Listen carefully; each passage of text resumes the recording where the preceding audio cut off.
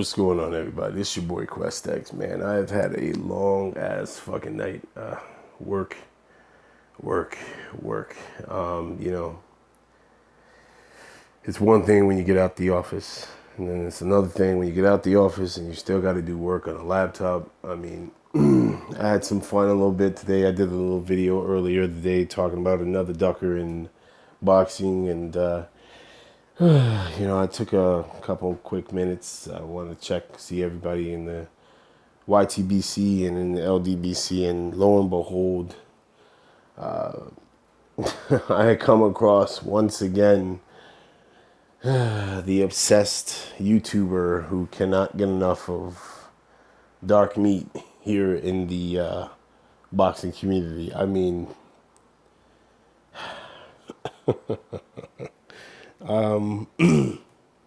actually, it wasn't just him today. It was him and his I don't want to say his mentor, but I want to say his crony, put it that way. You know, with some offensive shit, but you know, again, we've all known for quite some time what this precisely inaccurate individual is all about. He's about ratings. He's about, you know, making money to pay for that van. It must be hard out there to make repairs on that shit, especially when you're not having adequate income come in. So I can't even fault him on that, you know. But Yuck Mouth, the dude who refuses to shave, refuses to hit the gym, refuses to clean his t-shirts and has the nerve to get on not TV, but you know, might as well. He has the nerve to get on camera and expose himself for the unintelligent, unoriginal, deviant that he is. I mean, you know,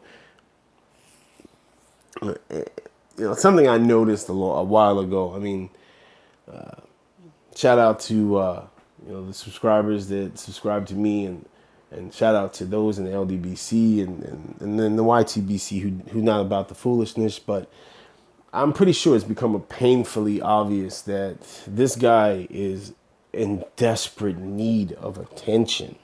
It is almost frightening the level of desire he has for people to acknowledge his bullshit. You know, when he went on the Hangout, where shout out to Boxing Librarian and Dan the Man, who basically played chess with his inferior ass, and he was playing checkers like a 8-year-old kid who threw temper tantrums throughout the Hangout when he was confronted with questions that he himself created the atmosphere for these brothers to ask him these questions. And that just goes to show you the level of maturity that he lacks. He proceeded to expose himself in pretty much a very, very sad way. Like, I have to believe that an individual who does such a thing like this person did, at this point, he has nothing else left other than this. You know, he can go to work, he can punch the clock, but for those 8-9 hours, or how many hours a day he works, it's all a facade. Because when he goes home, what keeps him from putting that bullet in the gun and putting it up to his head is his obsession and his deep down desire. And it's partial self-hatred, because you can tell an individual who has grown up throughout his life and always felt inadequate towards certain individuals. Like, okay, for instance, his homie who lives in the van. It's really obvious that this individual could not make it here in America. He could not make it here in America. He could not cut. He wasn't cut from the cloth that that, myself and other brothers in the LDBC and people in the YTBC and people out in the world are made of. He couldn't play by society's rules, so he had to feel important. He took himself out of society and chooses to live as a fucking bum and disguises it with this "I'm doing something important" facade. But back to the individual who follows the bum, the hobo, this individual, you can tell, has always felt inadequate towards us black men. He has. You can tell. I watched the boxing hangout. I actually, shout out to you guys who did the boxing hangout with this sad individual. I watched it twice because I wanted to. I watched certain things. I'm gonna say something here, and I'm not trying to antagonize anything. I just want people to really take away something. Some of the observations that I made watching that. Did you notice how when Boxing Librarian questioned him on his questions, he had no problem reasoning with Boxing Librarian calmly, assertively, and even though he was still spewing bullshit because Boxing Librarian again was playing chess with his ass, but he couldn't recognize it, and when he did, it was too late. When Dan the Man, right, would question him, a brother would question him, he got highly irritated. He got flustered. He got frustrated. It was almost a thing where you could tell an individual is, he's not seeing Dan the Man. He's seeing everything he can't live up to, or that he's jealous of, or that his tiny, insignificant self-view of himself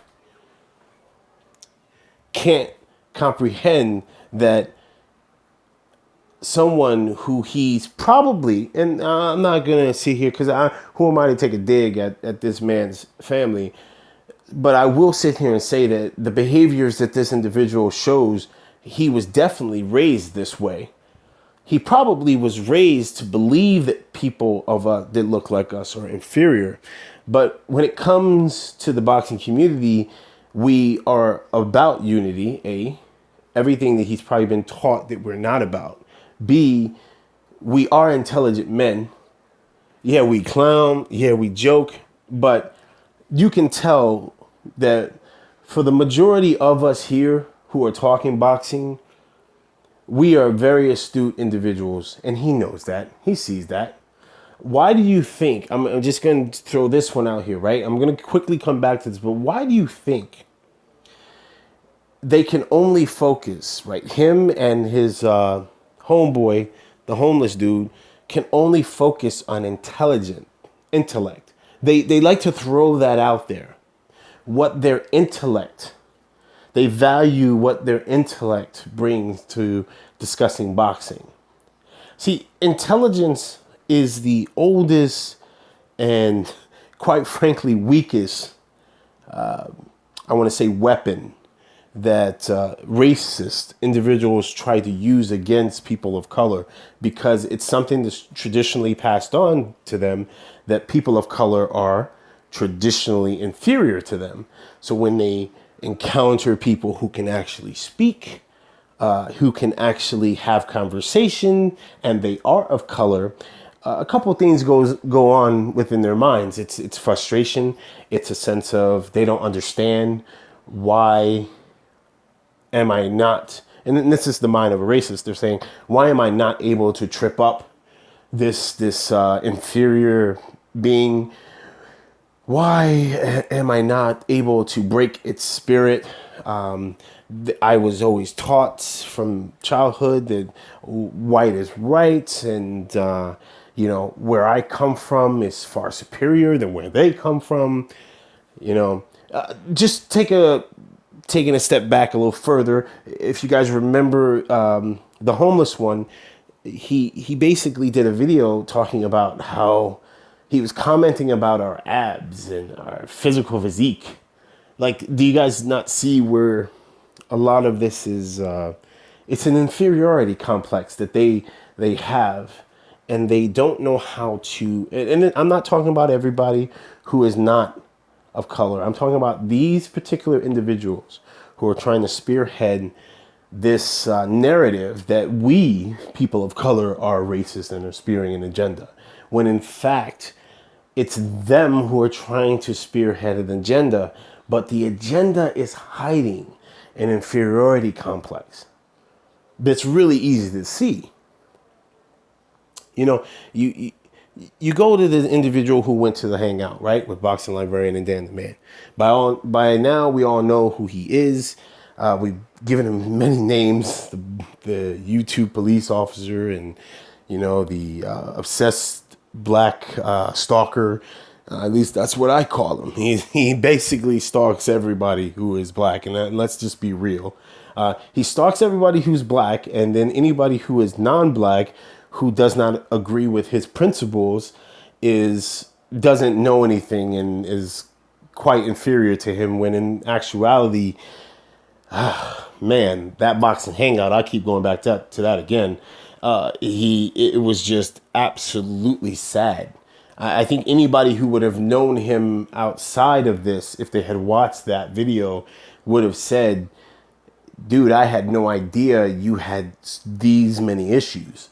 But back to what I was saying to this individual, if you look at what this person's problems are, it's rooted in, like I said, a deep inferiority complex, a profound sense of loneliness. And if I had to put my finger on it, there's a need there that he is not answering, that he is taking out all of his frustrations when he's on camera spewing the repetitive nonsense. It's actually getting to the point now where he's repeating himself. And, for an individual, for a grown man, let's look at it this way. I was always taught that everything you do in life, you do it to the best of your ability. If you are going to debate somebody, you debate somebody to the best of your ability. But you debate yourself, you play by a certain set of rules. And that is that you're going to conduct yourself as a man.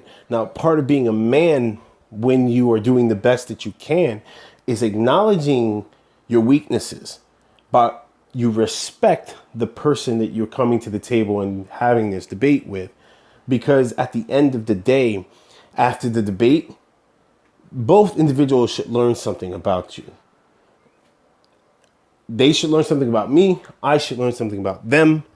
And we should both come out of this debate being a little bit more educated, a little bit more confident and assured that the next time I will have the proper knowledge, because I've learned that, I've been humbled in a certain way, that I understand that I am not astute to a certain subject that I think I was. Okay? Now, we just had a situation with Rodney Harrison, who clearly was being a dumbass. And, I have my theories as to what Rodney Harrison was getting at, but that's for another video. That's my overall point is that Rodney Harrison is a prime example of an individual who came on a forum extremely uneducated in the subject matter and proceeded to open his mouth. Now, Rodney Harrison did something that this individual who went on this boxing hangout refuses to do, but it all harps back to what I was telling you guys. It's in a deep-rooted inferiority complex. He cannot accept that he's wrong, that he is weak, that he has shortcomings. Any man who gets on a camera and looks as disheveled as this individual does, tries to claim that he has a woman in his life, yet simultaneously goes in a boxing hangout, and when is confronted with the very question that he knew people were going to ask, why is it that you seem to police us? He, in that same sentence, says, I have a lot of time on my hands to watch all these videos. Do you guys get that we here in the LDBC and some in the YTBC, listen, when I go to work, I keep my phone next to me and I get all the updates of all the brothers and sisters that I'm subscribed to, and all of you guys' videos and notifications come up to me. I work a 9 to 5. I punch the clock like anybody else. I mean, I know some people may own their own businesses or whatever have you. I don't know what the schedule is over where he's living, but I just want to give you guys something that you guys can understand.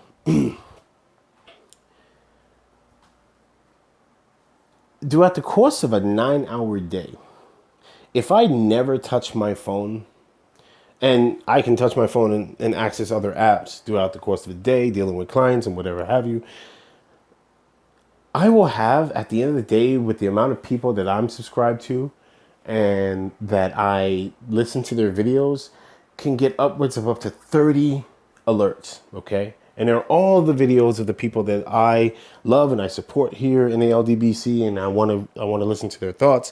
And a lot of times I'm not able to get to it within one day. Guys, we all can upload within the course of a day, right? Combined. I'm just going to take 10 of us can upload 10 videos. And this person, if we had not blocked him, commented on every last one of our videos and then proceeded to respond in kind to video after video after video. And they're not short videos, guys. These are like 10, 20-minute videos. Let's look at it from this perspective. If an average man works 40 hours a week, we're talking 20 minutes on average of each video. Sometimes they're 12, sometimes they're 10, but we're talking about these. It's taking a great amount of time. This man spends a good 40% of his life stalking YouTube and stalking African American or people of color's YouTube channels and making responses to them. And yet he has a life, supposedly. Yet he's happy. This video was not meant to damn near go on. It's like 17 plus minutes, right? Okay. I'll probably try to last on for like another minute and a half.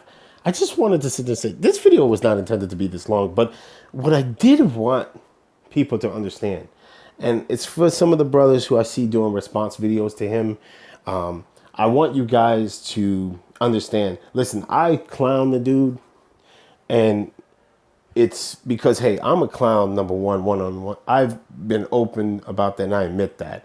I like to make people laugh. I like to make things light. I will sit here and say that the only way you can kill a troll is if you troll a troll. That's 100%. That's how I think. Not a lot of people believe or agree with what I think. But what I will say, guys, is that don't take him seriously. Half of the people who are on his video, who commenting on his video, saying racial things, they are him. He's made several ghost accounts. Shout out to, Fight Critic. He put it out there. He did a video some time ago, the coincidence video. I love that video, brother. But he even noticed things that were very, very shady about this individual and another particular YouTube troll. And I gotta say, if you guys pay attention to his comment section, you guys will see it's him. This whole thing is a delusion and a facade. And it's sad.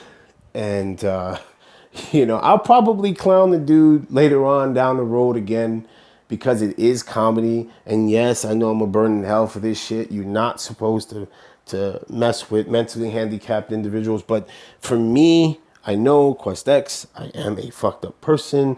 I will eventually grow and become a better person, but for now, I'm a douchebag. But what I am trying to say to you guys, don't take him seriously. I don't. it's like it's like for me with the whole presidential election right now. I don't take none of these two candidates seriously. So anything they say is in one ear and out the other. While dudes is getting pissed off that one person said this and the other person didn't say that, I'm just like, they both stupid. So this is what you heard from Quest X. This is my goddamn 20 minutes. I didn't spend 20 minutes of my goddamn life talking about this shit. But I just had to sit there and say this because, ever since the boxing librarian did what he did, I really wanted to figure out a way to say thank you to him and Dan the Man for doing what they did. And I just been noticing a lot of the brothers that I'm subscribed to, they are making response videos to this dude's racist comments and the people who are in his comment section, which are AKA him. Don't take that dude seriously. Everything he says is it's a con, and he's just looking for attention. This dude is steady stalking my brother Jeff from Dream Chaser Boxing. I mean, steady on him. And he's progressively moving throughout the LDBC from one channel to the next, stalking. If it's not clear that this guy has issues and that it's for attention, I don't know what else to tell you.